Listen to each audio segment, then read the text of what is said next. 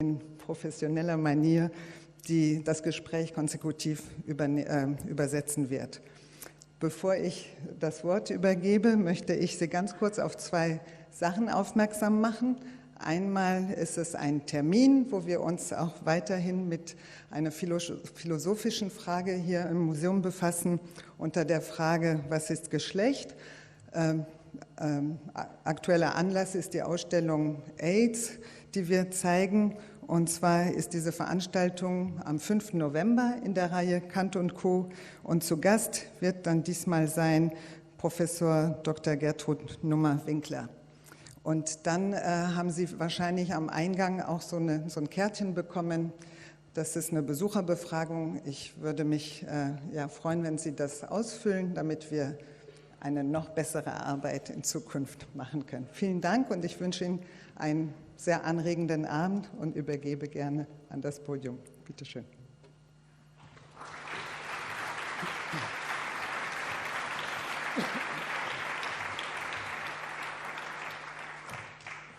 Ja, meine sehr geehrten Damen und Herren, auch ich begrüße Sie sehr herzlich zu unserem heutigen Abend. Und da Sie jetzt schon sehr lange warten mussten, jetzt nur eine ganz kurze Vorstellung von Jacques Rancière. Er wurde 1940 in Algier geboren, studierte später in Paris Philosophie an der École Normale Supérieure. Ab 1969 lehrte er selbst an der Universität Paris 8, die in der Folge der Unruhen des Pariser Mai 1968 gegründet wurde. Zunächst als Assistent, ab 1990 als Professor für Philosophie. Im Jahr 2000 wurde er emeritiert. Zu seinen wichtigsten Werken zählen Die Nacht der Proletarier, erschien 1981, Der unwissende Lehrmeister 1987, Die Wörter der Geschichte 1992, Das Unvernehmen von 2002 und schließlich Aisthesis 1410, es ist 2011 erschienen und Jacques Rancière hat 15 Jahre an diesem letzten Werk, Aisthesis, seinem Hauptwerk, gearbeitet. Und das Ziel des heutigen Abends ist es, allen, die die Arbeiten von Jacques Rancière noch nicht kennen, eine Einführung in sein Denken zu geben und andererseits allen, die es schon etwas besser kennen, Möglichkeiten zur Vertiefung. Und wir beginnen mit dem Buch Aisthesis, einem der Hauptwerke. Dieses Buch ist in ein Vorspiel und in 14 Szenen aufgeteilt. Jacques Rancière, Sie beschreiben darin die Gewebe sinnlicher Erfahrung, innerhalb derer bestimmte Kunstwerke geschaffen werden. Und dabei gehen Sie zunächst weniger von den Kunstwerken selbst als von Texten über diese Kunstwerke aus. In diesen Texten werden die Kunstwerke kommentiert oder interpretiert. Meine Frage ist jetzt, was ist das sinnliche Gewebe? Jacques Rancière, dans votre livre Aisthesis, un de vos ouvrages principaux, vous publiez 14 scènes et vous parlez des tissus sensibles. Et vous ne partez pas des œuvres d'art elles-mêmes, mais votre point de départ, ce sont des textes interprétatoires ou commentaires sur ces ouvrages. Ma question, c'est quoi les tissus sensibles? Bon, je vais essayer de répondre sur 2 points, quoi. Premièrement, pourquoi je ne pars pas des œuvres d'art elles-mêmes? Ma réponse sera très simple et au fond inspirée d'un des philosophes allemands les plus célèbres, en l'occurrence Hegel, à savoir que je ne pars pas des œuvres d'art elles-mêmes parce qu'il n'y a pas d'œuvre d'art elle-même, parce qu'aucune chose n'est en elle-même, par elle-même, simplement une œuvre d'art. Pour que un assemblage de formes, de couleurs, de mots, de performances des corps soit perçu comme une œuvre d'art, il faut qu'elle soit perçue comme appartenant justement à un monde spécifique, à une sphère d'expérience spécifique appelée art. Et pendant des siècles et des millénaires, il a pu exister toutes sortes de performances artistiques sans qu'existe une sphère spéciale appelée art. Et Aisthesis est un livre qui s'intéresse justement à ce que j'ai appelé le régime esthétique de l'art. Et qu'est-ce qui caractérise ce régime esthétique de l'art? Ce sont 2 choses apparemment contradictoires, Premièrement, c'est le premier régime finalement dans lequel l'art existe comme une réalité, comme une sorte de sphère d'expérience spécifique et propre. Et puis, deuxièmement, c'est aussi un monde dans lequel il n'y a plus de frontières claires qui séparent les œuvres des œuvres des arts ou les œuvres du grand art, des œuvres vulgaires, ou bien il n'y a plus rien, il n'y a plus aucune frontière précise qui sépare l'art de la réalité prosaïque. Donc, ça veut dire quoi? Ça veut dire que les textes que je commente ne sont pas simplement des commentaires, des interprétations d'œuvres d'art, ce sont des textes qui, d'une certaine façon, introduisent dans le monde de l'art des choses qui n'étaient pas dans le monde, qui n'étaient pas artistiques ou qui étaient de l'ordre prosaïque. Bon, par exemple, une performance de clown et d'acrobate, par exemple la performance d'une danseuse de musical, par exemple des techniques comme la photographie et le cinéma. Et ce que font donc les textes, c'est pas simple que je commente, c'est pas simplement commenter des œuvres d'art, mais font constituer le monde sensible dans lequel ces performances particulières sont désormais de l'art, ou bien dans lequel des œuvres qui étaient considérées comme vulgaires, par exemple une peinture de genre, devient du grand art, devient de la peinture en général. Donc voilà, premièrement, ces textes ne sont pas simplement des interprétations, ce sont des paroles, ce sont des tissus de paroles qui tissent le monde sensible dans lequel des choses deviennent des œuvres d'art ou des performances deviennent des habitantes du monde de l'art. Also ich möchte auf zwei Punkte eingehen. Ich möchte auf zwei wesentliche Punkte eingehen auf Ihre Frage und beginne gleich mit einem großen deutschen Philosophen, Hegel, der gesagt hat, es gibt kein Kunstwerk an sich. Es gibt nicht die Kunst an sich. Und im Prinzip, was hier in den Texten beschrieben wird, sind Assemblagen, sind Zusammenspiele von Farben, Texten, Bewegungen, im Prinzip Teile einer sinnlichen Erfahrungswelt, einer Darstellung, die in der Welt dann als künstlerische Darstellung ankommen.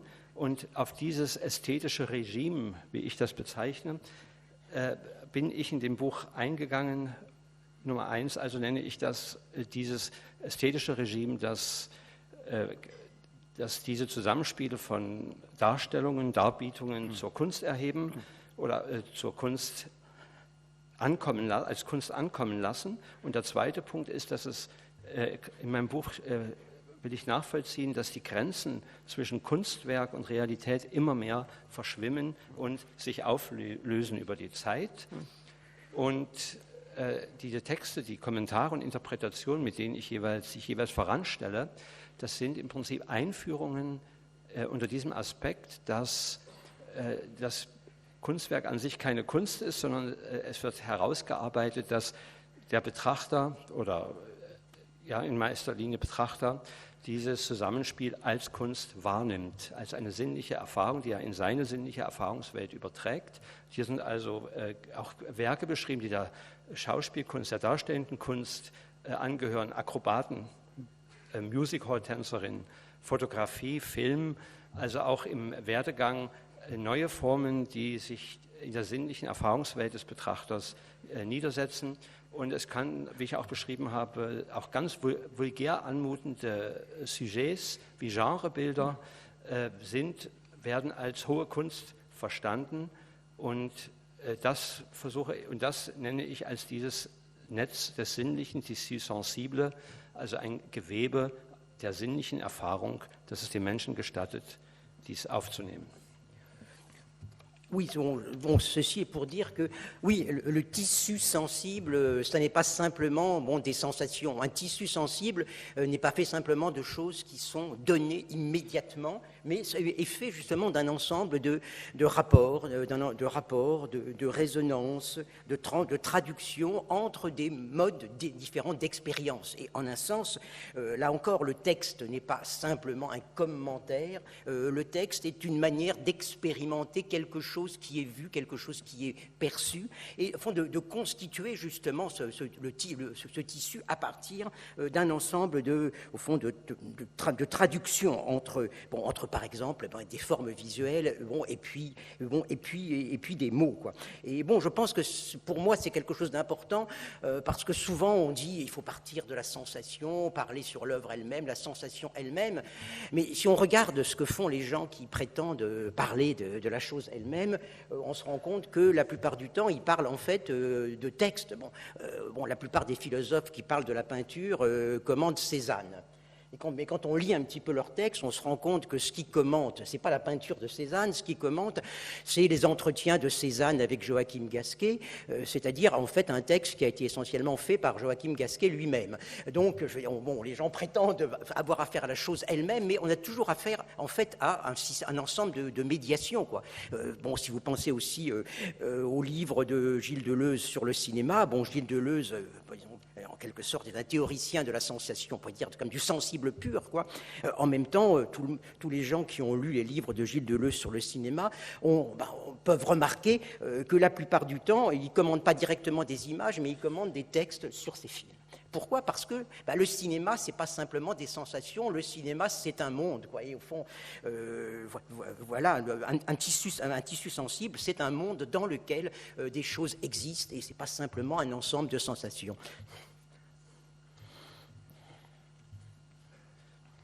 Diese Texte, die ich jeweils voranstelle, bieten nicht einen sofortigen Zugang, sondern sind ein Dialog, zeigen Verhältnisse, Resonanzen, Übersetzungen, Widerspiegelungen. Es ist also nicht der direkte Zugang zu dem eigentlichen Werk, sondern es wird mit dem Wort bei Betrachtung des jeweiligen Werkes experimentiert. Und es geht also nicht um die eigentlichen Sinneserfahrungen, sondern es sind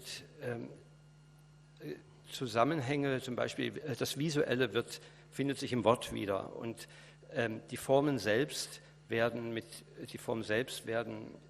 kommentiert und beispielsweise, wenn man von Hegel hier als Philosoph, der sich mit Malerei beschäftigt, oder auch, es gibt noch andere Texte, ein Philosoph, der ein Werk von Cézanne sich vornimmt, dann merkt er, dass Joachim Gasquet hat über Cézanne geschrieben und er beschreibt nicht die Bilder, er sieht sie nicht als Kunstwerk an, sondern fügt sie zusammen in die Erfahrungswelt und dazu bedarf es einer Mediation, die auch der Betrachter selbst vornimmt. Und das Gleiche auch bei dem Buch über Kino von Gilles Deleuze, der also ein Buch über den Kinofilm geschrieben hat und dort nicht auf die Filmbilder selbst eingeht, sondern Texte über Filme zu Rate zieht oder als Grundlage nimmt, weil Kino ist nicht nur ein jeweiliges Kunstwerk an sich, sondern es ist eine ganze Welt, ein Gewebe, Sinneserfahrungen, die die Menschen mitbringen, die sich in diese Welt begeben. Sie haben jetzt mehrfach den Begriff das ästhetische Regime benutzt. Dieses Wort kommt auch in Aesthesis vor. Sie sprechen dort auch vom Wahrnehmungs- und Denkregime. Auf Deutsch ist Regime ein eher hartes Wort, das an ein Herrschaftssystem denken lässt, dem man nur schwer oder gar nicht entkommen kann. Ist dieses Wort Regime im Französischen auch so hart? Heißt das, dass man der Herrschaft der Kunst nicht entkommen kann? Vous parlez du régime esthétique. La notion en allemand, le régime, dans la traduction, vous parlez également de régime de perception et de pensée. En allemand, régime, c'est un régime dur, quasiment rigide, auquel il est impossible d'échapper. Donc, c'est la même chose en français, c'est un mot tellement dur, est-il impossible de se soustraire au régime esthétique? Oui, En français, il y a régime à deux sens principaux. Premièrement, une forme de gouvernement, mais deuxièmement aussi, régime a souvent un sens médical ou paramédical, c'est-à-dire qu'un régime, c'est une manière de vivre qui fait qu'on est en bonne santé, quoi. Et plus largement, au fond, un régime, c'est une manière de vivre, une forme d'organisation de la vie et une manière dont, au fond, la vie se norme elle-même, quoi. Mais donc moi j'ai pensé que ce terme de régime, justement, désigne quelque chose qui n'est pas un système de normes. On m'a quelquefois dit, mais il faut traduire par système, en anglais ou en allemand. Mais en français, système est beaucoup plus rigide que régime, au contraire. Et donc, je ne parle pas d'un système de l'art au sens où il y aurait des normes de l'art, mais d'une forme d'expérience sensible dans laquelle des choses sont perçues comme de l'art. Donc, au fond, c'est quelque chose qu'on peut rapprocher de la notion d'épistémé chez Michel Foucault, quoi. Au fond, une manière dont du sens, dont de la perception est possible, dont du sens est possible, et en même temps, ça n'est pas un ordre rigoureux qui impose ce qu'on doit voir, comment on doit le percevoir, ou ce qu'il faut en penser. Non, le régime esthétique de l'art, c'est un régime, comme je l'ai dit, dans lequel à la fois l'art existe, et en même temps, aucune chose n'est en soi-même de l'art. Et voilà, c'est ça qui m'intéresse, comment il y a des modes de perception qui se transforment, des rapports entre le visible et le dissible, le visible et le pensable, qui se transforment. Donc c'est quelque chose comme un ensemble de relations. Also im Französischen hat das Wort Regime eine oberbegrifflichere Bedeutung. Es gibt auf der einen Seite natürlich die Regentschaft, eine Art Normenherrschaft, aber es hat auch zum Beispiel, Regime ist auch die Diät, eine gesunde Lebensweise und ganz allgemein auf der oberbegrifflichsten Ebene ist das eine Organisationsform und keinesfalls ein absolutes Normsystem oder rigides Normsystem, und im Englischen und im Deutschen wohl auch wäre es wohl besser, diesen Begriff mit System wiederzugeben statt mit Regime, weil umgekehrt im Französischen würde ich nie System sagen, weil das wieder ein Wort, was viel enger gefasst ist als offenbar, was ich bestätige als Übersetzer, als Regime im Französischen, dass ein oberbegrifflich viel weiter verwendet wird und nicht so strikt. Und wie Michel Foucault das auch gesagt hat, dieses ästhetische System, versuchen wir ein anderes Wort, dieses ästhetische Wahrnehmungssystem, das sagt nichts weiter, als dass Sinn möglich ist. Also kein Kunstwerk, also Kunst ist nicht behauptbar, das ist ein bisschen frei übersetzt, also kein Ding ist Kunst an sich, sondern es ist die Wahrnehmungsweise, die ein Werk zu einem Kunstwerk erhebt. Und es sind Bezüge zwischen den Wahrnehmungen, also man hat das Sichtbare, man hat das Abtrennbare, man hat das Denkbare und all das bringt zusammen eine Wahrnehmung, die eine sinnliche Wahrnehmung ist und es ermöglicht, dass ein Werk als Kunstwerk betrachtet wird.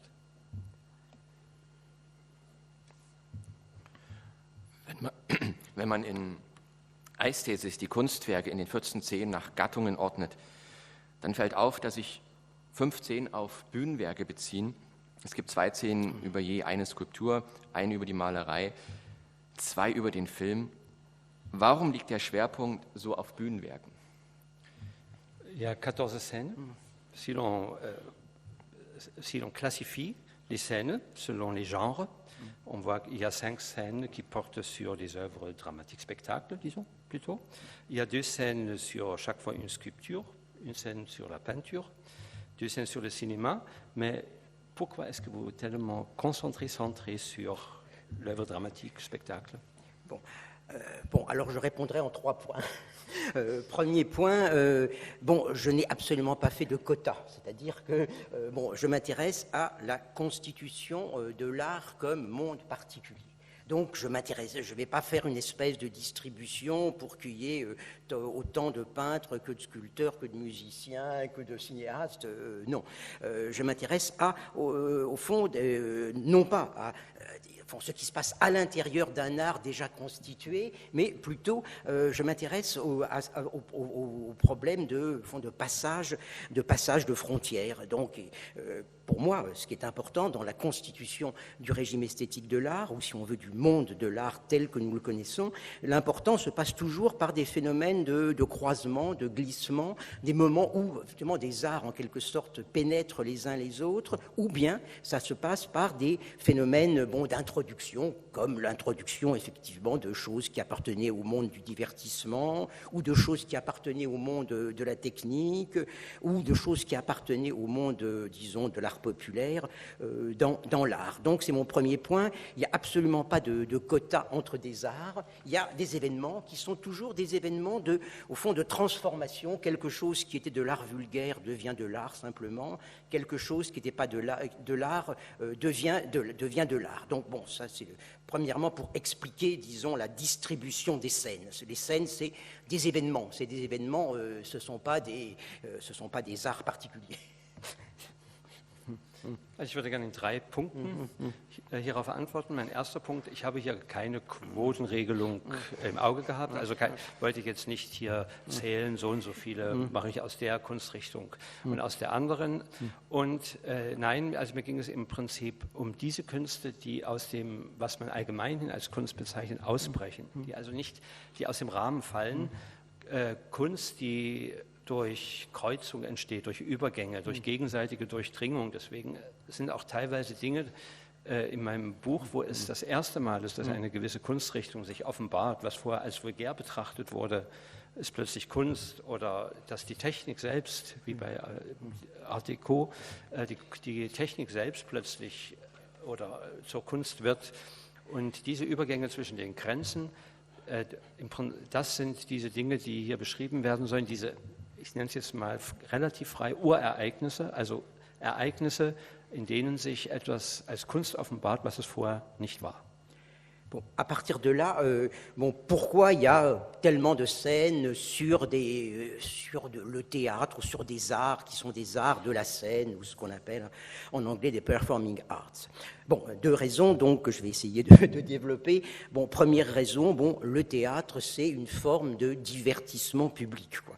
Et quand on parle de public, au fond, tout de suite, on voit en quelque sorte le théâtre, en quelque sorte, s'écarteler entre 2 idées de ce que c'est qu'un public. Premièrement, le public comme peuple, et depuis l'époque romantique, il y a eu toujours cette espèce de rêve un peu de reconstituer une mode d'existence du théâtre comme à l'antique, où où le théâtre serait quelque chose comme une assemblée du peuple, donc un peu le rêve athénien de l'âge romantique et de l'âge moderne. Et puis d'un autre côté, le public, c'est simplement des gens qui viennent s'amuser. C'est-à-dire que d'un côté, au fond, le théâtre fait signe vers une sorte d'excès du côté du peuple, et de l'autre, le théâtre renvoie du côté du divertissement et éventuellement de la soumission de l'art au divertissement.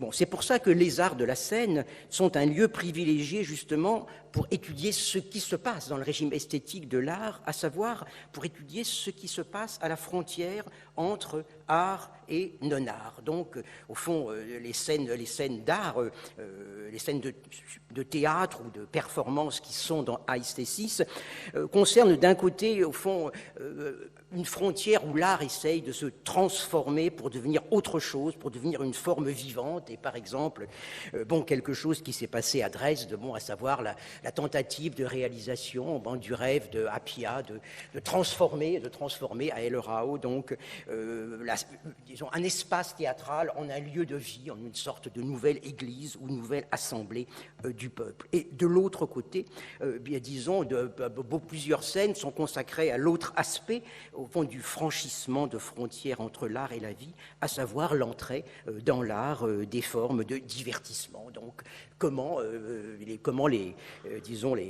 performances de ces clowns acrobates, les Anne Lonleys, deviennent pour un poète, et un poète français distingué, une sorte de paradigme, donne comme un espèce de paradigme de l'art tel qu'il est maintenant, quoi, contre le vieillard, et aussi comment dans un autre poète, Mallarmé, en regardant la danse de Loïc Fuller, dans aux Folies Bergères. Les Folies Bergères à Paris, c'est un endroit où on est plutôt pour voir des femmes nues, donc c'était pas du tout, disons, un lieu d'art noble.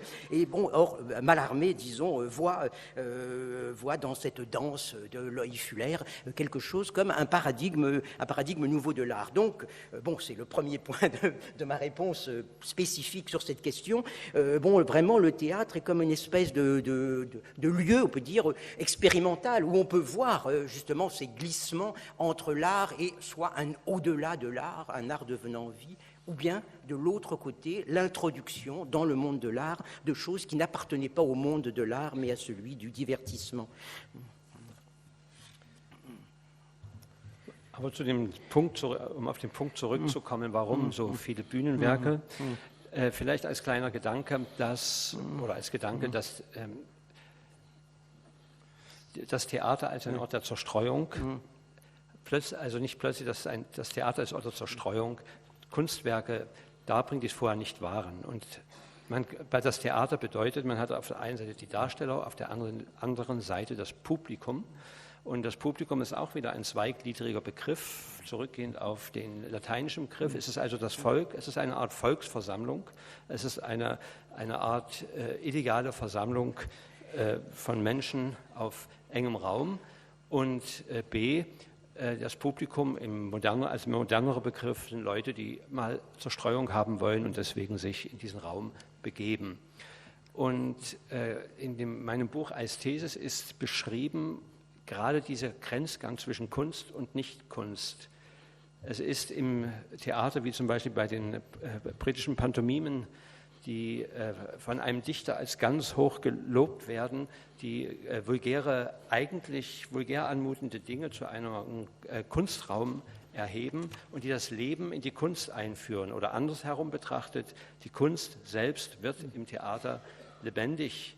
Und so auch Mallarmé als französischer Dichter, der in den Folies Bergères, also einem Revue-Theater, wo die meisten Menschen hingehen, um etwas Nacktheit mit den Augen erhaschen zu können.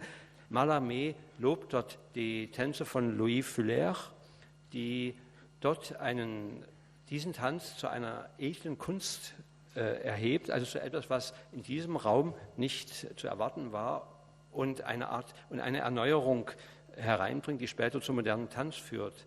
Und das Theater wird insofern zu einem Raum des Experimentierens. Kunst erwacht zum Leben, aber andersherum mengen sich Dinge in die Kunst, die vorher gar nicht dem Reich der Kunst zugerechnet wurden. Oui, la deuxième raison, c'est que l'œuvre dramatique a défini un certain modèle de rationalité de l'art qui excède même quelque chose qui excède même le domaine de l'art.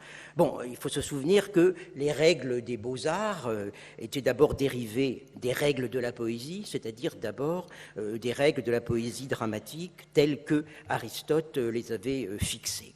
Et si on remonte jusque-là, on se rend compte que l'univers de la mimésis, c'est tout un univers de rationalité. Et au fond, dans la rationalisation première du poème dramatique chez Aristote, il y a à la fois un modèle de rationalité du temps et un modèle de rationalité de l'action. Il y a ce passage célèbre de la poétique d'Aristote qui oppose la fiction poétique à la simple chronique des faits. Aristote dit que il y a la chronique qui dit les choses comme elles arrivent les unes après les autres. La fiction poétique dit, elle, comment les choses peuvent arriver, c'est-à-dire donne comme un modèle de connexion causale, un modèle d'enchaînement intelligible des événements au fond. Et on sait que chez Aristote, ce modèle de rationalité, il s'articule sur deux grands rapports, le rapport entre ignorance et savoir et le rapport entre bonheur et malheur. Et bon, et moi, ce qui me semble important, c'est qu'au fond, cette espèce de modèle de rationalité du poème dramatique qui a donné, d'abord naissance, au fond, au modèle même de classique, mimétique de rationalité de l'art, est en même temps quelque chose qui déborde la simple scène théâtrale, quoi. Au fond, ce type de rationalité que Aristote pose entre des événements est quelque chose qui communique avec le monde des décisions de la politique, avec le monde des analyses de la science sociale, ce qui veut dire que les transformations de l'action théâtrale donc entre le 19e et le 20e siècle, ne sont pas simplement, disons, intéressantes pour observer les transformations des paradigmes de l'art, mais aussi peut-être pour observer une transformation au-delà de l'art, transformation des schèmes de la pensée, des schèmes de la pensée et de l'action. Et au fond, ce que j'ai essayé de montrer au cœur de Aïstésis, c'est une certaine défection d'une certaine rationalité de l'action. Voilà, plusieurs scènes, malgré tout, sont consacrées à cela, au fond. Les transformations de l'art, et notamment les transformations de la scène, sont comme une espèce de mise en crise d'un certain modèle de l'action, qui n'était pas simplement, au fond, un modèle, artistique, mais aussi un modèle de rationalité beaucoup plus général, et notamment applicable dans le domaine de la politique et dans le domaine de la science sociale.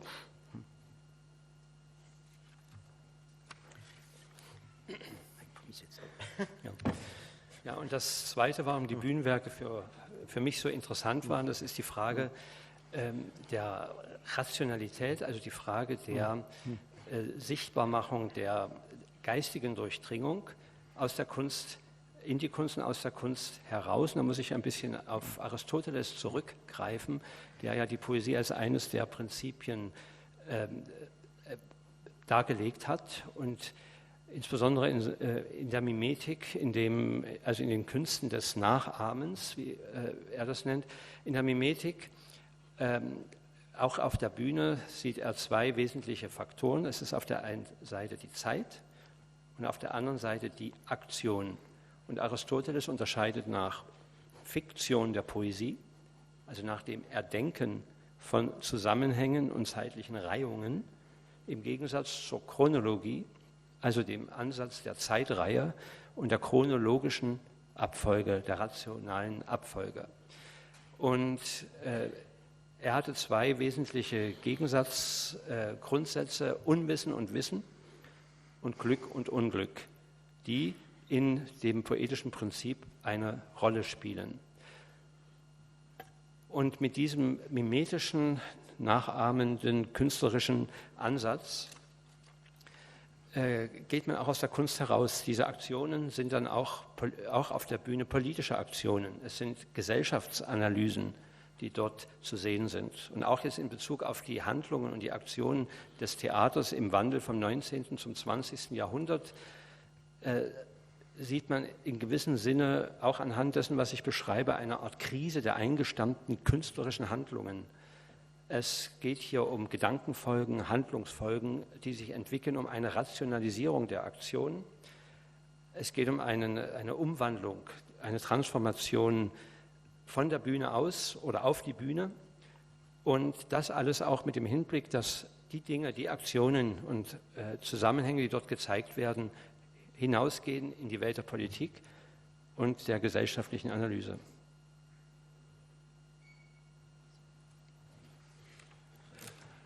Die Grenzen der Kunst und der Nichtkunst haben sich in den letzten 70 Jahren weitgehend aufgelöst. Gibt es überhaupt noch Dinge, die noch nicht Kunst geworden sind? Les frontières entre l'art et le non-art sont presque dissolues, presque disparues, ont presque disparu. Est-ce qu'il y a encore des choses qui ne sont pas ou ne peuvent pas être art? Je crois que il est effectivement très difficile aujourd'hui de dire que quelque chose, de dire que quelque chose ne peut pas être de l'art. C'est-à-dire que au fond, ce qui est de l'art, ce qui n'est pas de l'art, se définit, je dirais, selon des lignes de différenciation qui changent constamment. Il y a une époque où les choses ne pouvaient pas être de l'art parce qu'elles étaient de la réalité prosaïque.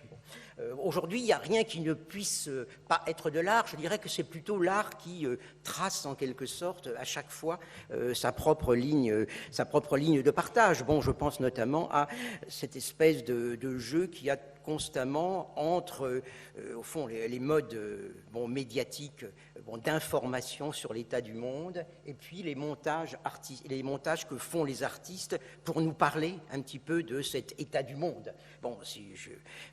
Par exemple, on connaît la phrase célèbre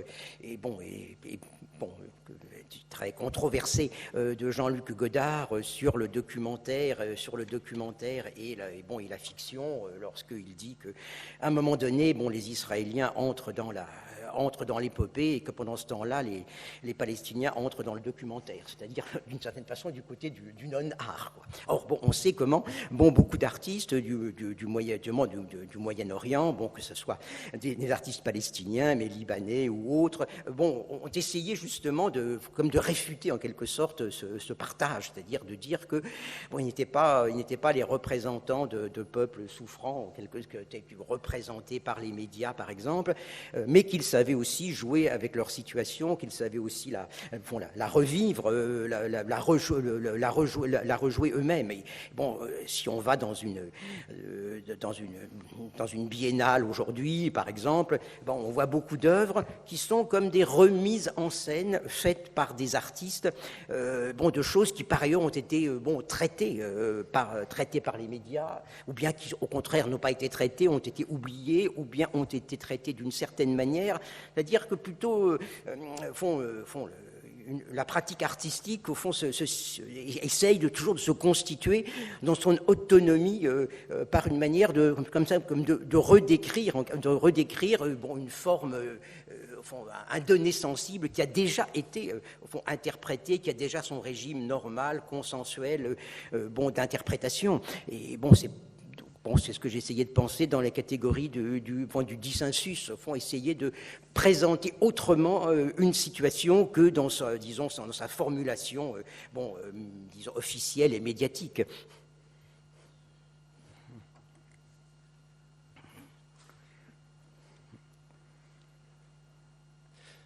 Also die Frage ist schwer zu beantworten, aber prinzipiell kann in unserer heutigen Zeit nicht Kunst sein. Es ist erstmal zeitabhängig, epochenabhängig. Es gab Zeiten, da manche Dinge konnten keine Kunst sein. Was prosaisch war zu einer gewissen Zeit ausgeschlossen aus der Kunst. Das ist heute anders. Ich sehe nichts, was nicht Kunst sein oder werden könnte. Und man sieht das ja auch an einfacheren Dingen, beispielsweise die Medienberichterstattung auf der einen Seite und Montagen von Künstlern zu gleichen Themen, sind beides Gestaltungen anhand der Wirklichkeit, sind beides Umarbeitungen oder Aufgreifen der Wirklichkeit. Und Jean-Luc Godard hatte zum Themenbereich des Dokumentarfilms gesagt, wenn Israel nach Palästina einmarschiert, dann werden die Palästinenser automatisch im Dokumentarfilm gezeigt. Und dieser Ausspruch wurde auch stark, hat viel Widerspruch auch hervorgerufen, weil andererseits viele palästinensische, libanesische Künstler sich nicht nur in dieser Opferrolle der dokumentarischen Mediengestaltung sehen wollen, sondern sie spielen auch mit der Kunst, mit ihrer Situation. Und auf den Biennalen und Festivals findet man immer häufiger Künstler auch aus diesen Regionen, die diese Wirklichkeit inszenieren. Und man kann im Prinzip sagen, die Medien inszenieren gleichfalls. Also Geschehnisse werden von den Medien entweder ignoriert oder wahrgenommen oder umgestaltet. Und auch das würde ich in gewisser Weise im Bereich der Medienkunst, zum Bereich der Medienkunst erzählen, aber man sieht den Willen der Kunst, autonom zu werden und selber zu entscheiden, wo die Grenzen liegen und die eigene Grenzlinie zu ziehen, auf der Grundlage dessen, was ich als Gewebe der sinnlichen Erfahrung bezeichne, weil es basiert auf einem geschaffenen Interpretationsraum, einem geschaffenen Raum der sinnlichen Wahrnehmbarkeit, auf dem sich die Kunst versucht zu bewegen. Und nach dem Prinzip, ich muss das jetzt wörtlich machen, Sie können gerne nachfragen, nach dem Prinzip der Dissens, des Dissensus, also Dissens, dass es auf der einen Seite die mediale Bearbeitung als kunstähnliches Werk gibt gegenüber der Wirklichkeit. Das Letzte habe ich auch nicht ganz verstanden. Vielleicht fragt man das nach.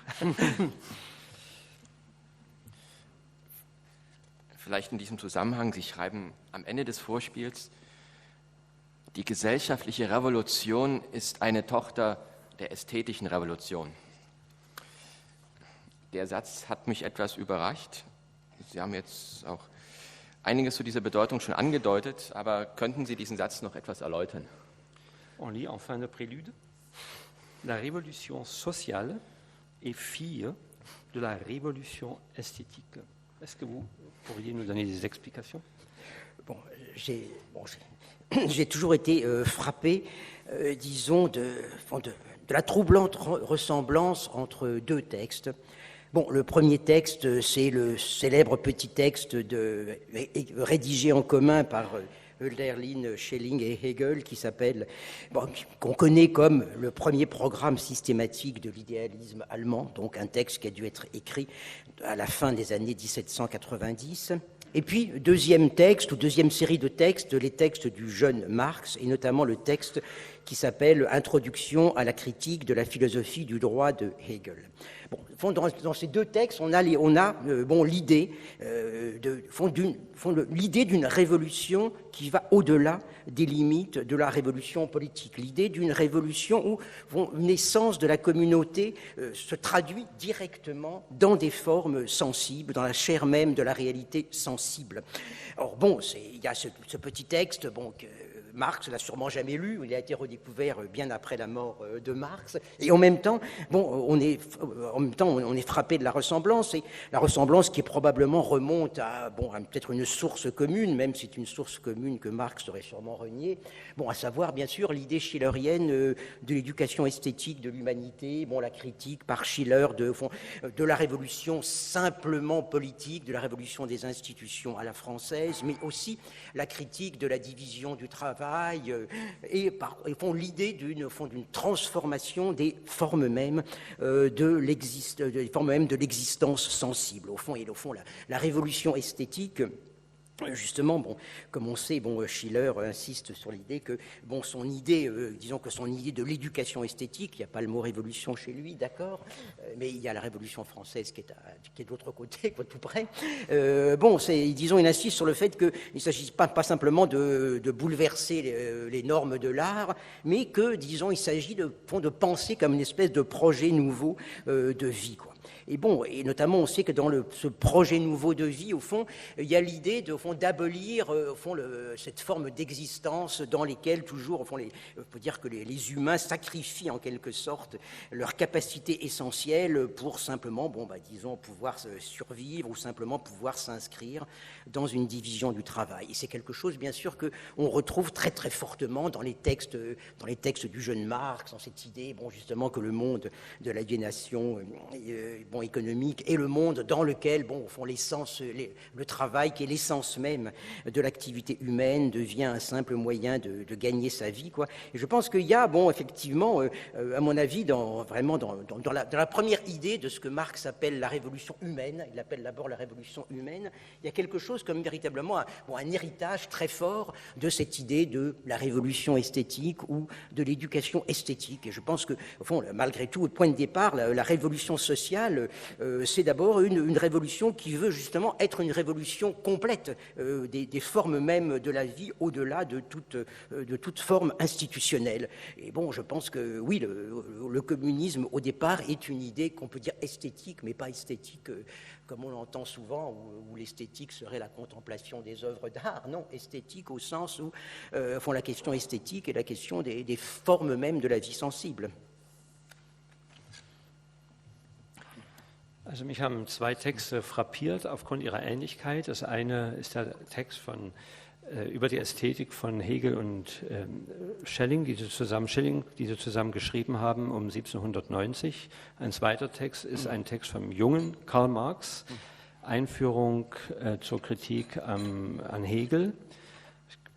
Und in diesen beiden Texten kommt diese Idee der Revolution, die über die Grenzen der eigentlichen politischen Revolution hinausgeht, sondern die Daseinsformen des Menschen ändert und sozusagen Mensch wird. Eine Revolution, die nicht nur im Text von Marx zu finden ist, sondern eben auch bei Hegel. Und auch bei Schiller findet man mit seinen Gedanken zur ästhetischen Erziehung, findet man auch Ähnlichkeiten. Und diese drei ich vermute ja fast, es gibt eine Quelle im Hintergrund, auf die sich alle berufen, aber meines Wissens hat ja Marx diesen Text sowieso später nicht mehr weiter, also hat diesen Text wie nicht veröffentlicht. Der wurde erst nach seinem Tode aus dem Nachlass gefunden. Und es geht in diesem also bei Schiller, auch bei der ästhetischen Erziehung, findet man die politische Revolution vielleicht nicht so deutlich, aber die gab es ja in Frankreich zu dieser Zeit. Und vieles kann man im Werk und in den Gedanken Schillers wiederfinden. Es geht im Prinzip um neue Lebensentwürfe, den Entwurf eines neuen Lebens, einer menschlichen Revolution. Und bei dem jungen Marx liest man ganz viel darüber, wie die Menschen die Arbeitsteilung nutzen und sich durch die Arbeit dem Überleben opfern. Also im Prinzip Arbeit als eine Grundbedürfnis, eine Grundtätigkeit des Menschen wird aufgrund der Arbeitsteilung zu einem reinen Überlebensinstrument, weg vom Ursprünglichen. Und nach dem jungen Marx wäre also eine Revolution keine politische oder institutionelle Revolution, sondern eine ästhetische Revolution mit ästhetischer, auch im Sinne der ästhetischen Erziehung Schillers, im letzten Sinne eine Revolution ganz komplett und absolut.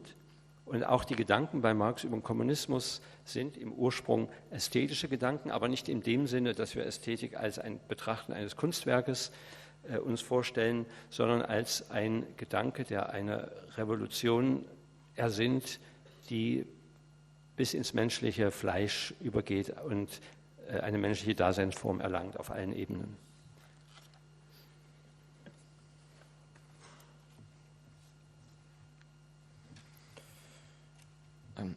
Wenn man sich versucht vorzustellen, wie eine zukünftige Gesellschaft aussehen würde,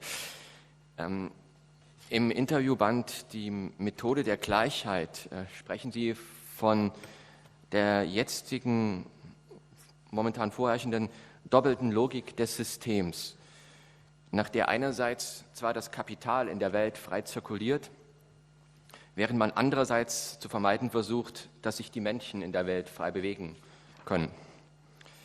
Wie würden Sie dieses Spannungsverhältnis lösen?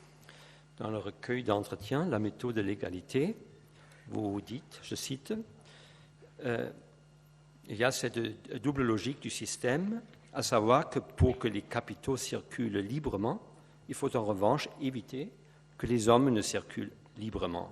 C'est un dilemme et quelles sont vos propositions, pensées ou réflexions sur ce dilemme et comment faire pour le résoudre?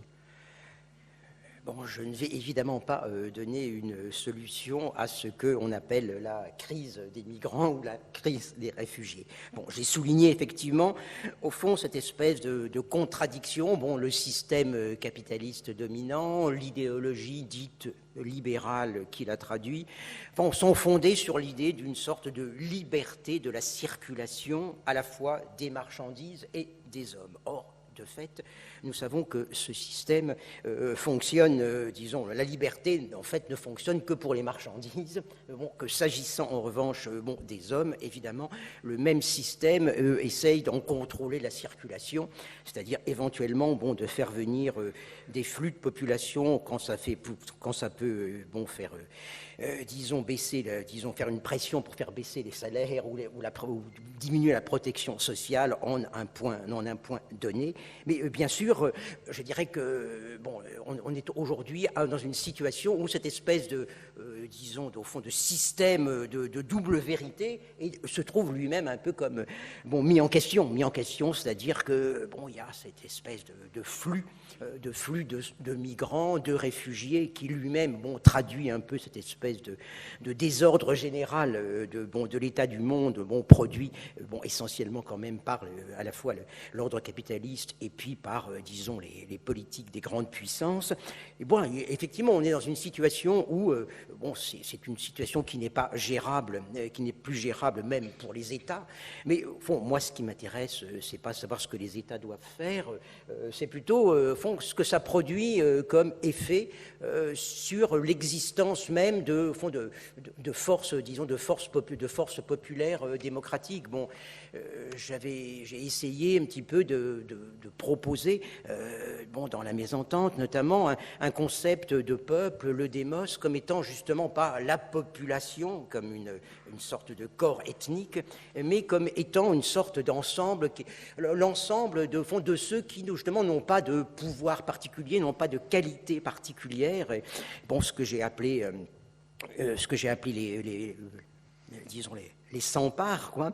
Et donc j'ai essayé de penser le pouvoir du peuple comme le pouvoir de cet ensemble de gens qui, sont comme des gens anonymes, sans qualité particulière.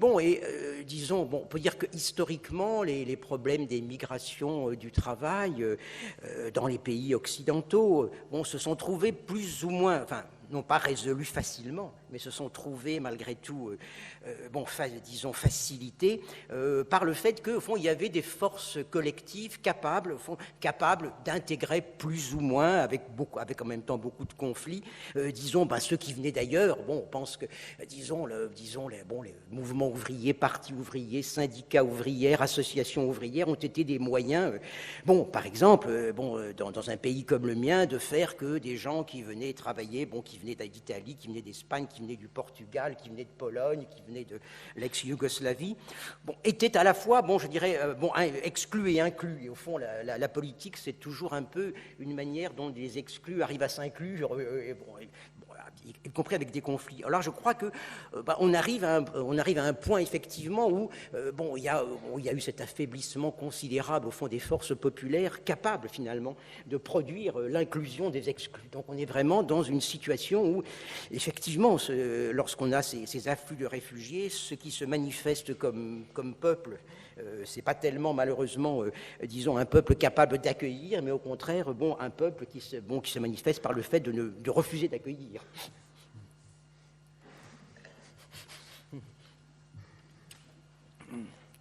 Also eine Lösung habe ich natürlich auch nicht für das Problem, was wir heute ja als Flüchtlingskrise bezeichnen.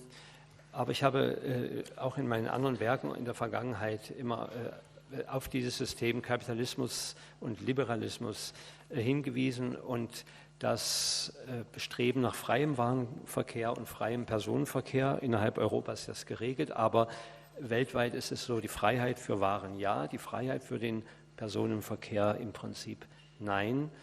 Und das ist diese doppelte Wahrheit, vor die sich die Welt heute gestellt sieht, auch in Bezug auf die Flüchtlingsströme, die durch die allgemeine Unordnung in der Welt an sich, speziell auch in der kapitalistischen Welt, entstehen und jetzt eine Situation herbeigerufen haben, die im Grunde nicht mehr verwaltbar ist. Und was müssen jetzt die Staaten tun? Also ich ging immer von einer demokratischen Volkskraft aus.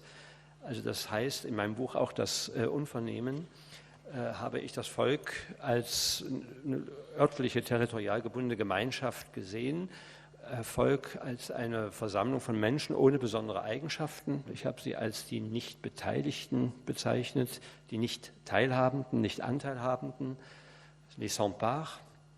Und es ist eine anonyme Menge von Menschen. Und es gab ja schon in der Vergangenheit die Arbeitsmigration, würde ich es jetzt mal nennen, also die Möglichkeiten für Personenverkehr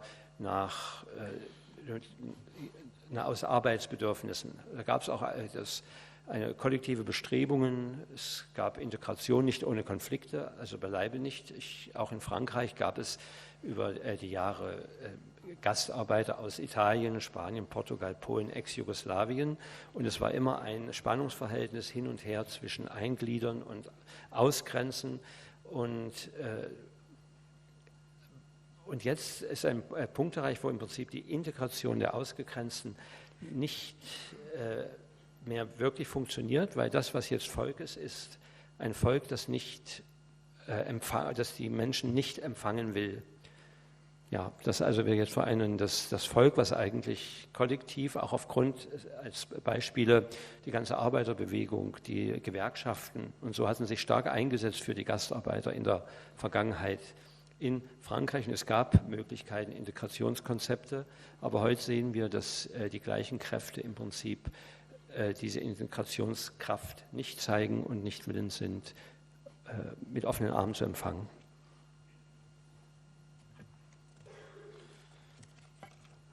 Sie setzen die Gleichheit der Menschen voraus, aller Menschen.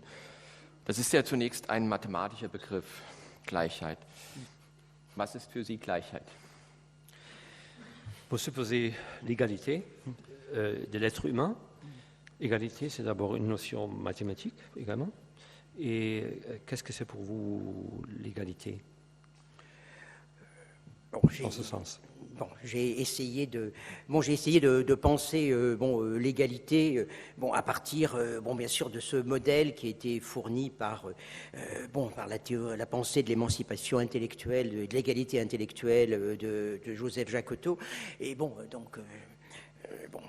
Joseph Jacotot est celui qui, à un moment donné, a remis en question la logique pédagogique normale qui consiste à dire le maître et l'élève, ils ne sont pas encore égaux, mais ils vont le devenir, et on va partir de l'inégalité pour aller vers l'égalité, quoi.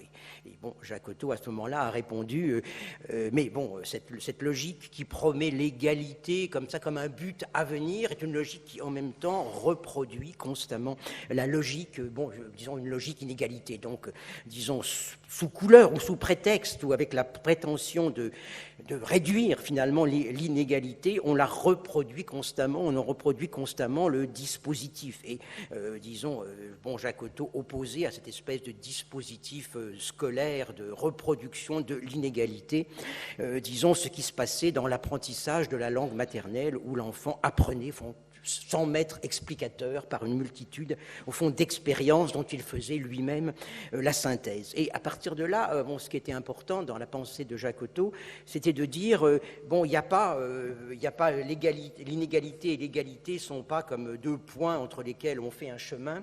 Égalité et inégalité sont deux logiques. Au fond, ce sont deux principes qui, chacun, entraîne son mode d'exercice, ou ce qu'il appelle son mode de vérification. Donc, il n'y a pas de chemin qui aille de l'inégalité vers l'égalité. Il y a une logique de vérification de l'égalité et une logique de vérification de l'inégalité, quoi. Et il m'a semblé possible de généraliser en quelque sorte sa leçon, quoi, parce qu'on sait très bien que on pense constamment l'égalité comme quelque chose qui est très bien en droit, tous les hommes sont égaux en droit, mais bien sûr on ajoute aussitôt que malheureusement en fait c'est pas comme ça, et qu'il faut trouver les moyens de passer de l'inégalité à l'égalité. Or, ce qui est j'ai pensé qu'on pouvait justement sortir de cette logique en disant, l'égalité, c'est pas un État dans lequel, tout le monde aurait la même chose, ou tout le monde aurait les mêmes droits reconnus, non, et auquel il faudrait essayer d'arriver, quoi. L'égalité ou inégalité sont d'abord des égalités de capacité des questions de capacité ou d'incapacité, quoi. Donc, fondamentalement, il ne faut pas penser l'égalité comme un but vers lequel arriver, mais comme un point de départ. Et au fond, nous savons bien tous aussi que, disons, la souffrance de l'inégalité n'est pas d'abord la souffrance d'une sorte du fait qu'il y en a qui gagnent plus, d'autres qui gagnent moins, certains qui ont des privilèges, d'autres qui n'en ont pas. Mais, au fond, l'inégalité est d'abord ressentie comme, au fond, le fait de ne pas être reconnu dans sa capacité, quoi. Et au fond, si on pense à ce qui se passe justement à propos de la question de, disons, les questions d'inégalité sociale, ou à travers aujourd'hui la question des réfugiés, la question des migrants, la première question, effectivement, est de savoir si on considère que ces gens sont des gens qui ont une capacité égale, c'est-à-dire des gens qui se sont mis en route parce qu'ils ont pensé ce qu'ils allaient faire, parce qu'ils ont un projet, ou bien si on pense que c'est des malheureux qui ont été poussés par la misère, et puis il faut qu'on se débrouille avec ça. Donc je pense que c'est cette question de déplacer le lieu même et la forme même d'une pensée de l'égalité ou de l'inégalité est quelque chose qui est fondamental. Je vais expliquer en bref Jacotot, d'accord? Puisque je ne sais pas si tout le monde connaît. Tout en bref. Ja. Also jetzt beziehe ich mich im Prinzip auf Joseph Jacotot und ich fasse das mal kurz zusammen. Joseph Jacotot sah sich vor holländisch sprechende Schüler gestellt. Er konnte kein Wort Holländisch, sollte Französisch lehren und die Schüler konnten kein Wort Französisch. Und da hat er das Wort Telemac, also Telemachos, auf Französisch-Holländisch mit Parallelausgabe vorgelegt und hat gebeten, dass sie das durcharbeiten, und am Ende konnten die sich dann in der französischen Sprache darüber ausdrücken, was sie gelesen hatten. Und jetzt die Frage nach der Gleichheit. Also ich sehe das im Prinzip ähnlich wie Joseph Jacotot, dass die Gleichheit als ein Emanzipationsmodell verstanden hat. Er hat das alte pädagogische Grundprinzip aufgegeben, Lehrmeister auf der einen Seite, Schüler auf der anderen. Die Schüler brauchen Erklärungen, der Lehrer gibt die Erklärungen. Also man beginnt mit einem Ungleichheitszustand und Stück für Stück ergibt sich daraus die Gleichheit.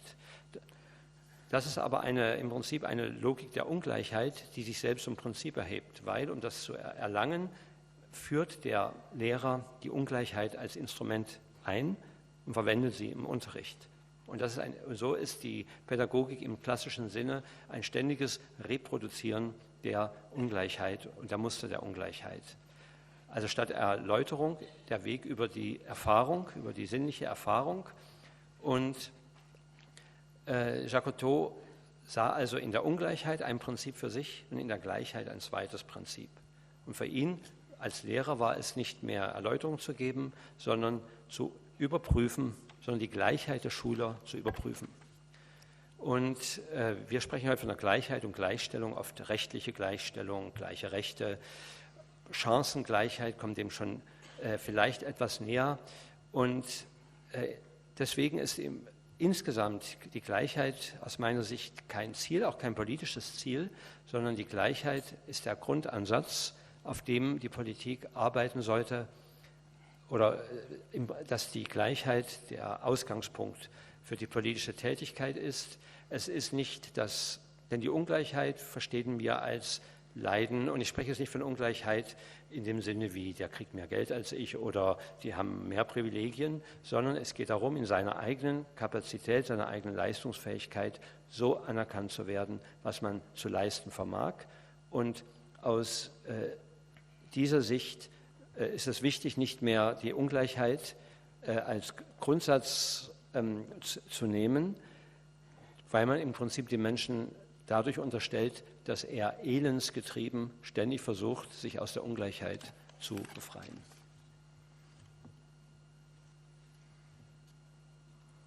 Im Buch Der Hass, das auf Deutsch den eigenartigen Titel Der Hass der Demokratie hat, differenzieren Sie zwischen einem demokratischen Staat und einem republikanischen System. Das sind für Sie zwei verschiedene Dinge. Wie würden Sie eine wirklich demokratische Gesellschaft gestalten? Dans l'ouvrage La haine de la démocratie, d'accord. vous faites la distinction entre un système démocratique et un système républicain. Quelle est la distinction et qu'est-ce que c'est pour vous que le système démocratique, vraiment, véritablement démocratique? Bon, c'est peut-être, disons, une querelle disons, une question qui est plus spécifiquement française, mais enfin bon, je vais essayer de l'élargir. Bon, oui, je pense que ce que j'ai essayé de dire, c'est que, bon, la démocratie n'est ni une forme d'État, ni une forme de société. La démocratie, comme idée du pouvoir du peuple, c'est toujours l'idée d'un pouvoir qui excède justement tout ce qui peut se représenter dans une structure étatique. Bon, la démocratie, le pouvoir du démos, c'est en principe le pouvoir de ceux qui n'ont aucune qualité propre pour exercer le pouvoir. Donc dès le départ, la démocratie, c'est une idée un peu folle, à savoir que le pouvoir doit revenir à ceux qui n'ont pas qualité particulière pour exercer le pouvoir, qui ne sont pas les plus savants, les plus riches, les mieux nés, mais au fond n'importe qui, quoi. Ce qui fait que, d'une certaine façon, l'idée démocratique est toujours comme un excès par rapport à toute forme d'État. Bon, ce qui veut dire que, c'est quelque chose qu'il n'y a pas d'État proprement démocratique. Les États sont, nos États qui s'appellent des démocraties sont, disons, des espèces de mixte en quelque sorte de principes démocratiques et puis disons de formes de fonctionnement qui sont oligarchiques, quoi. Alors bon, pour ce qui est de l'idée républicaine, au fond, il y a deux manières de penser. Bon, la République, simplement comme une forme, ce qui s'oppose à la monarchie, par exemple. Mais l'idée républicaine, c'est quelque chose qui a toute une histoire. Bon, si on remonte à Platon, justement, à la République de Platon, on voit que dans l'idée républicaine, il y a l'idée d'une forme d'État qui serait en quelque sorte, en même temps, une espèce de forme d'éducation du peuple, une manière d'intégrer le peuple dans une espèce de corps commun, quoi. Et c'est quelque chose que on retrouve très fortement par exemple dans la France d'aujourd'hui. Dans la France d'aujourd'hui, il s'est créé une espèce d'opinion dite républicaine qui réclame justement en quelque sorte comme une espèce de forme de consistance, de forme de consistance du peuple français, suivant lesquels au fond le peuple français ce serait pas simplement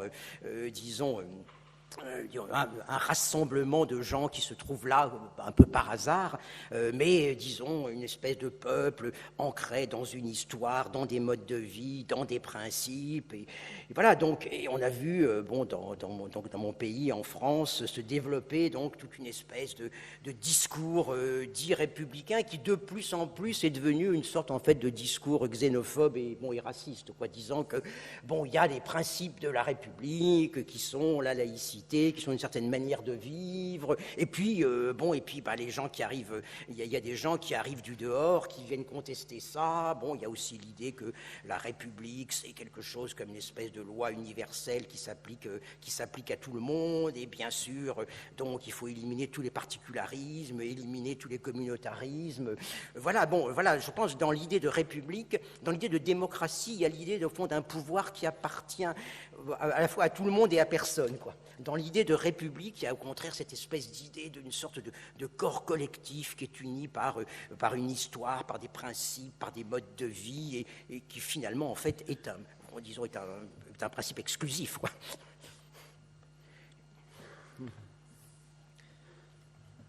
Also ich glaube, diese Unterscheidung, die ich da treffe, die bezieht sich sehr stark auf Frankreich. Ich versuche es aber doch mal ein bisschen auf eine weitere Ebene zu heben.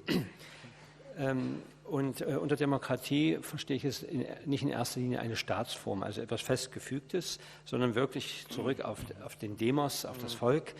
Im Prinzip eine Volksgemeinschaft, die von Menschen, die alle gleicherweise den Anspruch auf die Herrschaft erheben können, obwohl sie nicht die Reichsten, die Klügsten oder andersweitig privilegiert sind und jetzt nicht als irgendein Diktat oder ein Staatskonstrukt, sondern als eine demokratische Volksbewegung, wo jeder die gleiche Möglichkeit zur Herrschaft hat, was heute in der repräsentativen Demokratie anders ist. Unsere Demokratien sind ein Gemisch von diesem demokratischen Gedanken und auf der anderen Seite aber auch Oligarchie. Und das, vielleicht kann ich kurz hinzufügen, weil ich es bei Ihnen gelesen habe. Oligarchie in dem Sinne, dass die viel wissen, also man muss viel wissen, um Politik zu machen, sonst kann man das nicht. Das ist im Prinzip ein oligarchischer Gedanke, weil man eine entsprechende Bildung braucht und somit andere ausschließt und die das dann nicht wahrnehmen können. Und im Französischen läuft, also man kann unter dem republikanischen Gedanken erstmal sagen, Monarchie auf der einen Seite, Republik auf der anderen, so ist die Französische Republik entstanden. Aber man kann auch zurückgehen zu Platon und der Republik von Platon. Da geht es um eine Erziehung des Volkes, das Volk als ein gemeinsamer Korpus, der herangeführt wird. Und eine ähnliche Diskussion findet heute in Frankreich statt. Da kursieren die republikanischen Gedanken, die sagen, Frankreich, also die Republik, ist kein Zufallsprodukt, das ist ein universelles Gesetz dahinter. Wir haben eine gemeinsame Geschichte, Basis. Und das geht so weit, dass die republikanische Diskussion, die in Frankreich derzeit stark geführt wird, bis hin zum Rassismus und Fremdenfeindlichkeit geht, weil der nächste Gedanke nicht weit ist. Wir haben einen exklusiven Anspruch. Alles, was von außen kommt, damit nicht einverstanden ist, gefährdet unser Prinzip.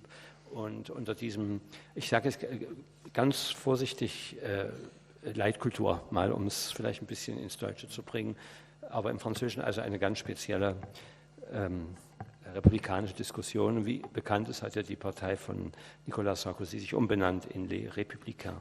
Nur als kleiner Hinweis von mir jetzt. Gut. Ja.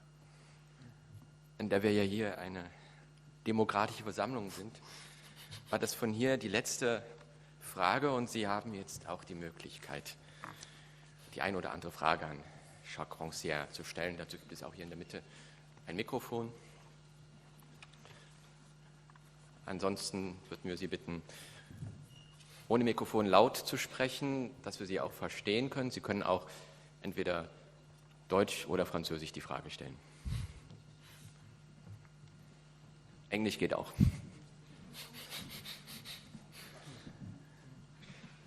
Genau, also, ja.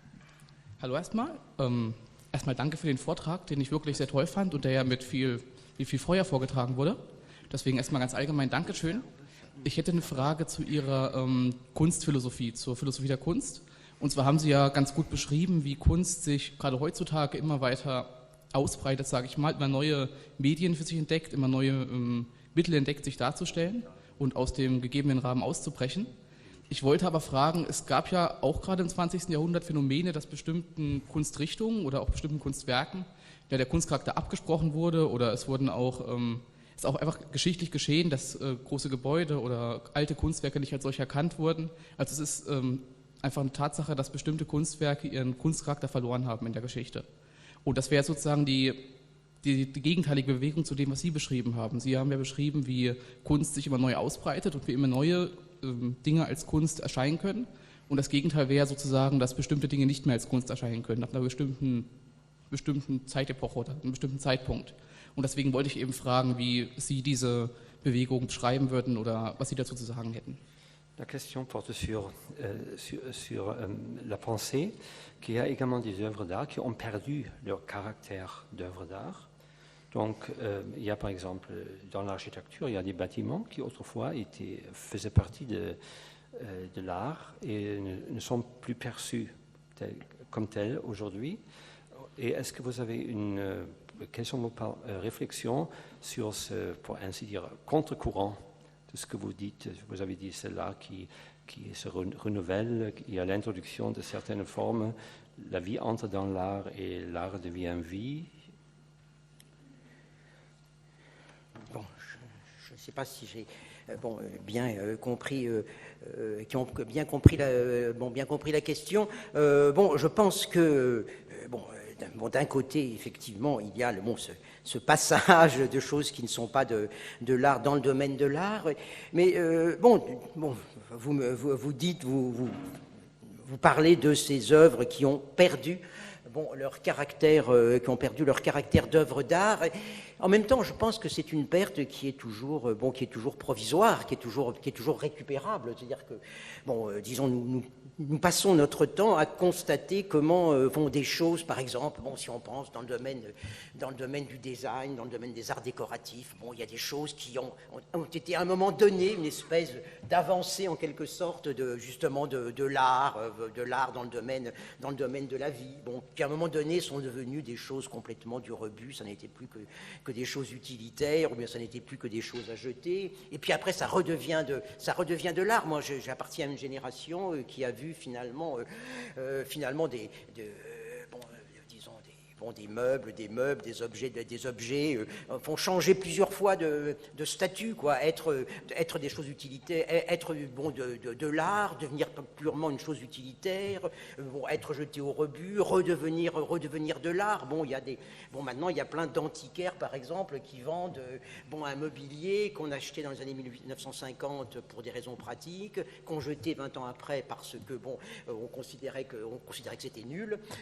Voilà. Et ça n'est qu'un exemple, mais fondamentalement, je pense que la frontière, elle est jamais, dans ce sens-là, jamais complètement perdue, quoi. Et même dans le domaine de l'architecture, c'est pareil, quoi. Il y a des choses qui constamment, disons, effectivement, à un moment donné, représentent quelque chose comme une modernité artistique, puis qui après ça sont complètement rejetés, puis qui reviennent à nouveau. Mais fondamentalement, je suis beaucoup plus sensible au fait que ça revient toujours dans l'art. Et moi, je suis frappé dans le domaine de la peinture, par exemple, quoi. Dans le domaine de la peinture, comment la peinture académique du 19e siècle. Au 19e siècle, il y avait le vrai art, c'était la peinture académique, quoi. Et puis il y avait par exemple les impressionnistes. Et puis à un moment donné, disons les peintres académiques qui étaient l'art à la fin du 19e siècle, sont devenus simplement comme quelque chose comme des témoignages historiques, quoi. C'est-à-dire, c'était ça qu'on prenait comme art à la fin du 19e siècle. Puis ça redevient de l'art aujourd'hui. J'étais hier à Berlin et il y avait comme ça une grande œuvre, une Vénus de Bouguereau. Bouguereau, c'était le type même du peintre académique fin 19e siècle. C'était le grand art, bien sûr, pour les bourgeois, alors que, bien sûr, les impressionnistes, c'était l'horreur. C'était devenu en quelque sorte comme le contraire de l'art. Et puis, à nouveau, c'est là comme une sorte de transformation de Botticelli, quoi, quelque part entre Andy Warhol et puis René Dijkstra, quoi. Donc, au fond, une œuvre académique devient quelque chose comme une œuvre postmoderne, par exemple. Mais il y a toujours des manières des formes de transformation, ce qui fait que je crois que c'est difficile de sortir complètement de l'art. Et au fond, le problème, effectivement, aujourd'hui, c'est comment est-ce qu'on pourrait arriver à sortir complètement de l'art. Je suis aussi frappé du fait comment, pratiquement, il y a comme cette espèce aussi de volonté de tout intégrer, c'est-à-dire les choses deviennent de la culture, elles deviennent de l'art, et c'est très difficile de ne pas être de l'art aujourd'hui.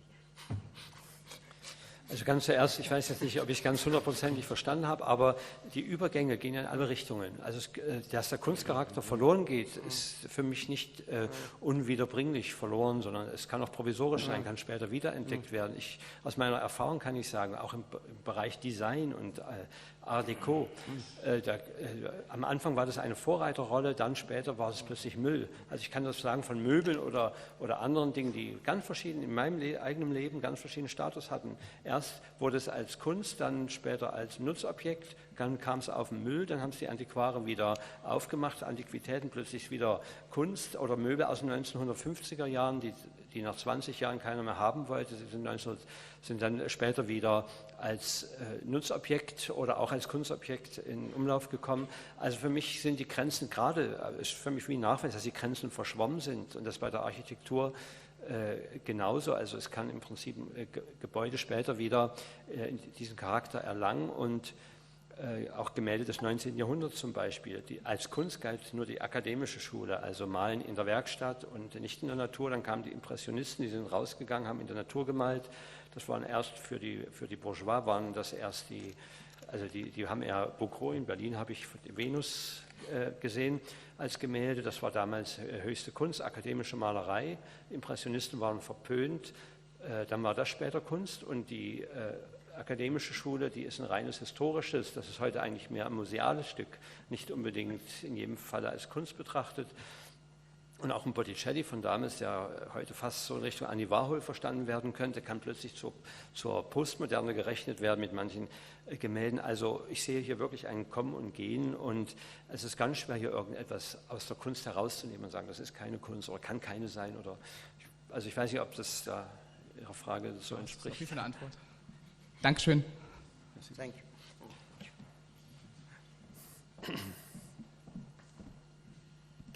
Auch nochmal vielen Dank und ich würde eigentlich gerne direkt an die Frage anschließen, weil, wie wir gerade gehört haben, das ist also ein nicht essentialistischen Kunstbegriff. Das heißt, etwas ist nicht einfach Kunst, das wurde ja vorher schon betont, oder ist nicht Kunst und dann wieder Kunst in sich, sondern das Nachdenken und das Sprechen darüber entscheidet, ob es Kunst ist oder nicht.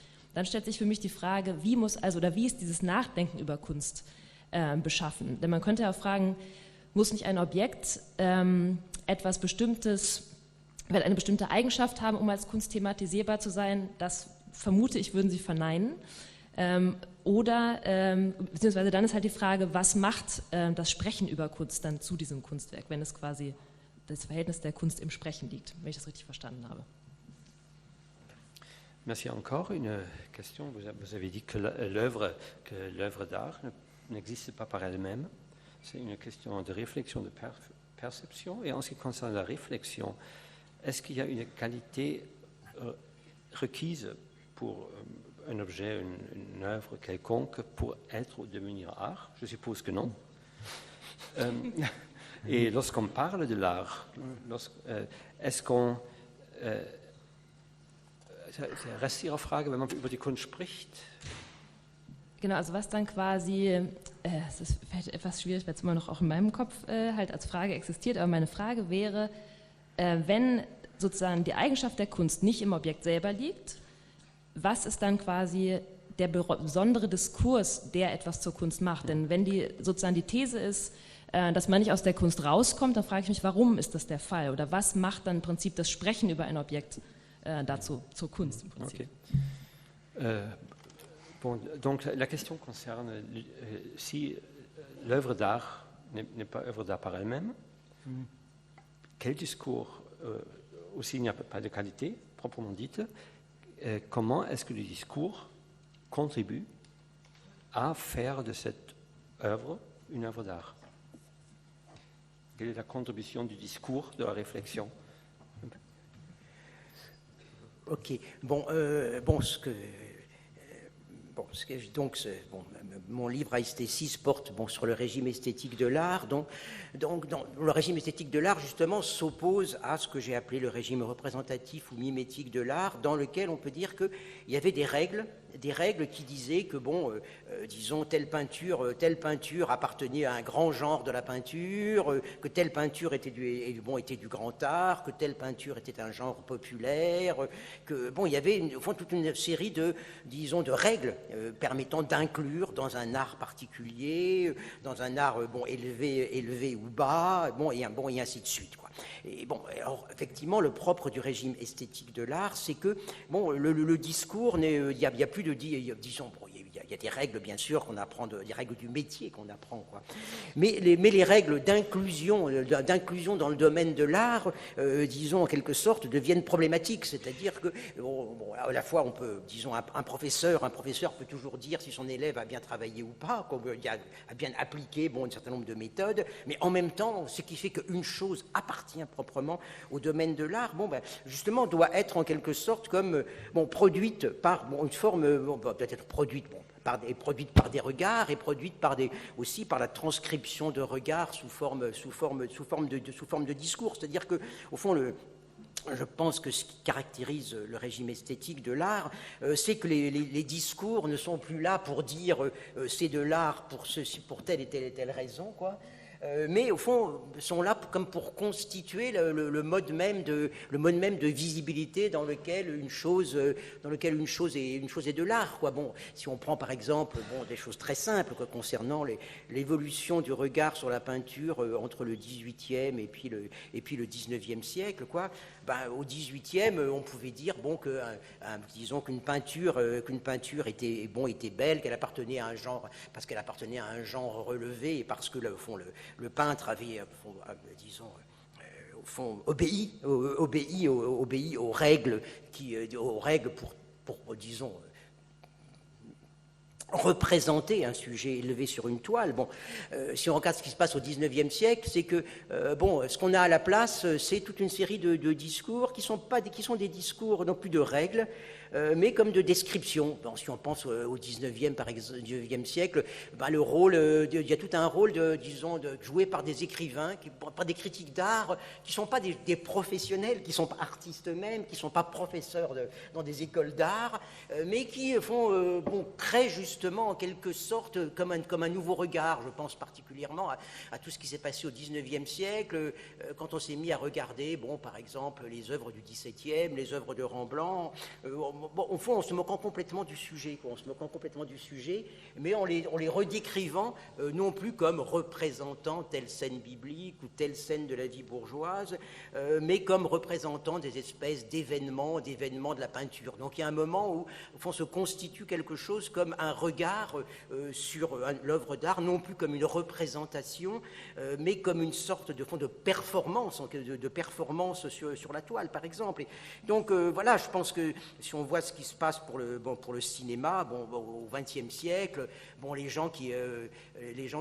les écrivains qui en quelque sorte transforment le cinéma en une espèce d'habitants du monde de l'art, ils le font pas en disant le film est bon parce qu'il a obéi à telle règle, mais en fond en créant en quelque sorte le monde sensible dans lequel les événements cinématographiques existent. Donc voilà, je crois qu'il y a comme une espèce de passage d'une certaine façon d'un discours qui est un discours de la norme à un discours qui est un discours qui dit ce qui se passe sur la toile, non plus ou bien ce qui se passe sur un écran ou ce qui se passe sur une scène. Et au fond, on arrive à justement, encore une fois, à la constitution du monde sensible dans lequel il est évident que, disons que cette œuvre-là, cette performance-là se trouve incluse.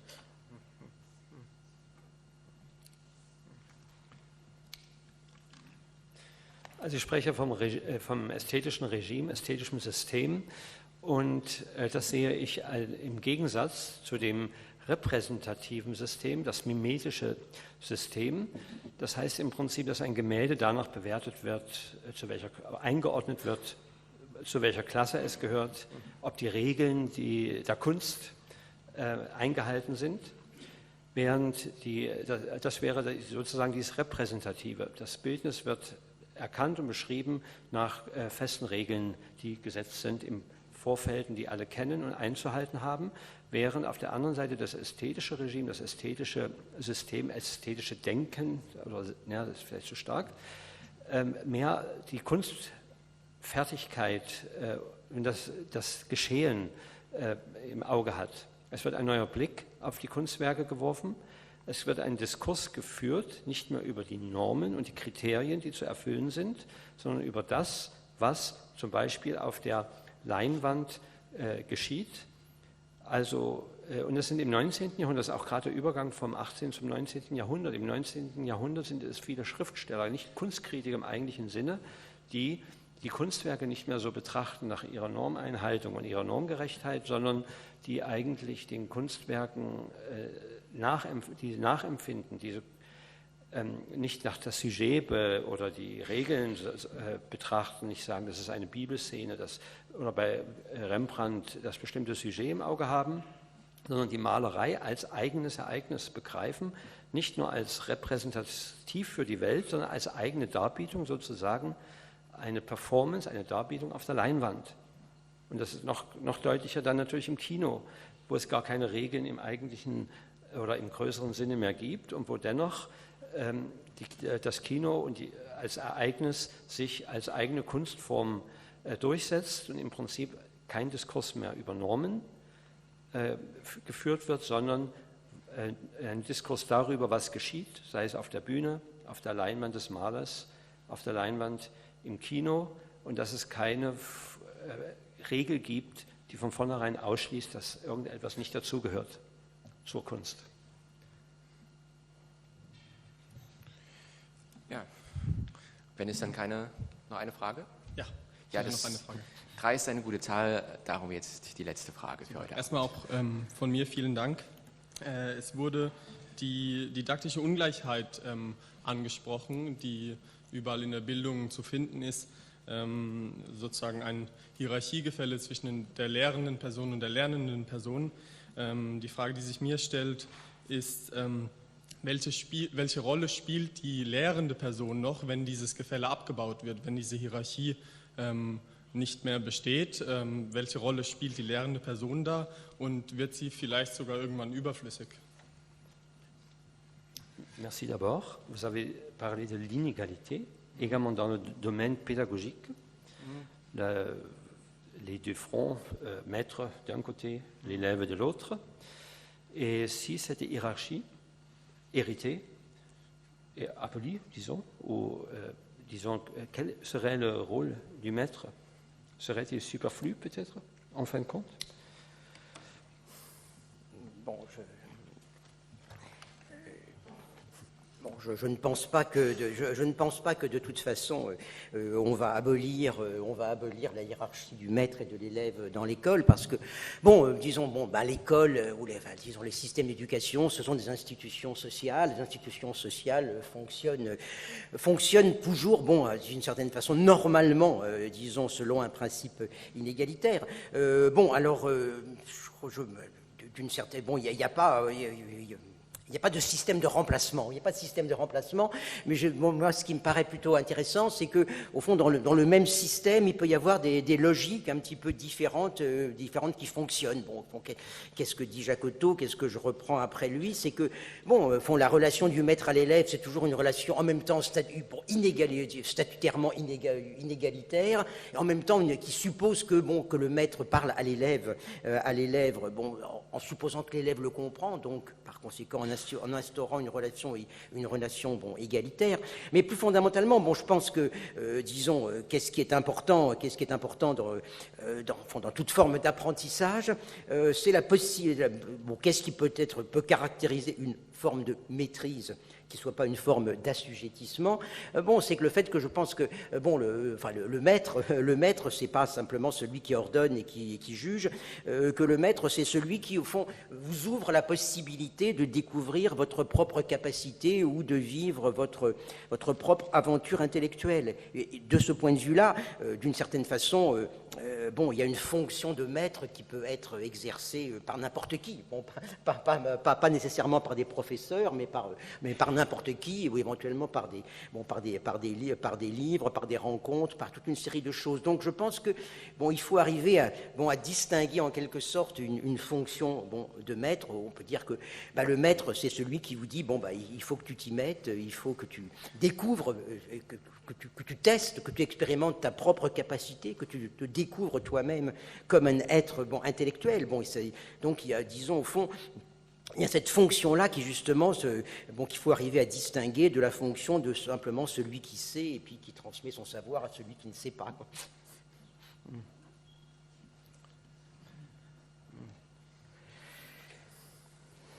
Ja, also gleich zu Beginn, ich glaube nicht, dass die Hierarchie wirklich abgebaut wird, weil ich denke, dass die Institutionen der jetzigen Form als gesellschaftliche Institutionen auf dem Prinzip der Ungleichheit aufgebaut sind und eigentlich in diesem Prinzip auch gut funktionieren. Aber, also ich sehe jetzt keinen wirklichen Ersatz, aber ich sehe einen anderen logischen Ansatz, andere Funktionsweisen, die eben nicht diese Ungleichheit der Lehrer, im Französischen der Meister spricht und die Schüler hören, sondern dass das Lernen nicht durch Unterwerfung gegenüber dem Lehrer stattfindet. Also der Lehrer gibt keine Befehle, sondern er öffnet einen Weg zum eigenen intellektuellen Abenteuer und Experimentieren.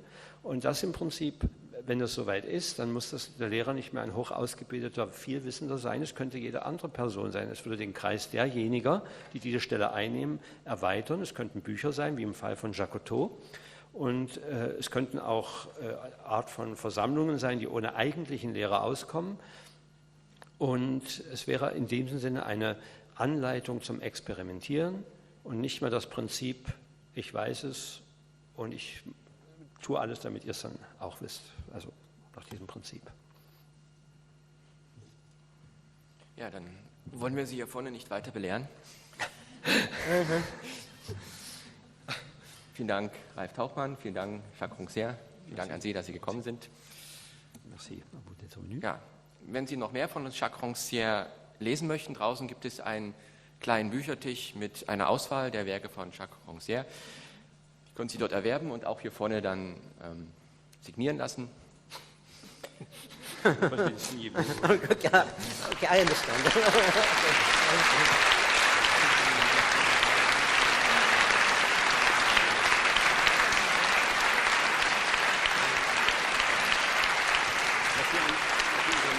Wunderbar.